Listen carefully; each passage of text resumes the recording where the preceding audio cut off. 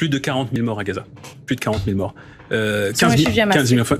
Non, on arrête avec ça aussi. Parce que les humanitaires qu'on reçoit, de retour de mission à Gaza, nous disent, vous savez, le nombre de morts a été sans doute 2 à 3 fois plus élevé que les chiffres du Hamas.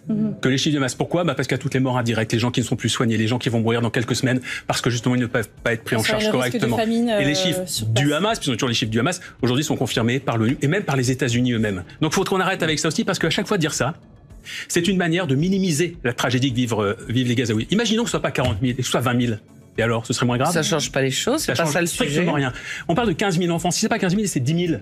10 000 enfants, même 10 000, même 2 000 enfants. Vous imaginez ce qui se passe là-bas? Des enfants qui sont écrabouillés la nuit pendant qu'ils dorment. Des enfants qui sont amputés à vif, des enfants qui sont privés de famille. Il y a des milliers d'orphelins, des enfants qui vont la même chose. En fauteuil roulant toute leur vie. Ce sont des vies entières brisées, des dizaines de milliers de vies entières brisées. Et on est en train de chipoter sur les chiffres. Et on est en train de chipoter sur le fait de savoir si c'est un génocide. On a le droit de dire le mot génocide. Non, attendez.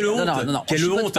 On ne chipote pas. D'abord, le mot de génocide, il est utilisé par la rapporteure spéciale des Nations Unies sur les territoires palestiniens. Il est repris aujourd'hui par d'autres membres de l'ONU. Amnesty International l'utilise.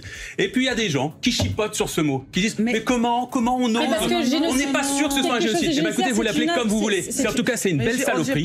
C'est une belle saloperie qui se passe sous nos yeux. Et l'inaction de notre pays est une honte absolue. Et alors le fait qu'on aille aujourd'hui s'en prendre à des étudiants, pardonnez-moi, je commence à être un peu agacé aujourd'hui de tout ce que j'entends. S'en prendre à des étudiants. Oh là, il faut reprendre en main Sciences Po, ce sont des jeunes gens à la dérive, comme si c'était des imbéciles, comme si c'était des imbéciles manipulés par des partis politiques. Alors que simplement, ils sont l'honneur de notre pays aujourd'hui, ces jeunes filles, ces jeunes hommes, parce qu'ils expriment ce que énormément de Françaises et de Français aujourd'hui ressentent, c'est-à-dire leur indignation totale et absolue en regard de ce qui est subi aujourd'hui par les Palestiniens de Gaza et de Cisjordanie.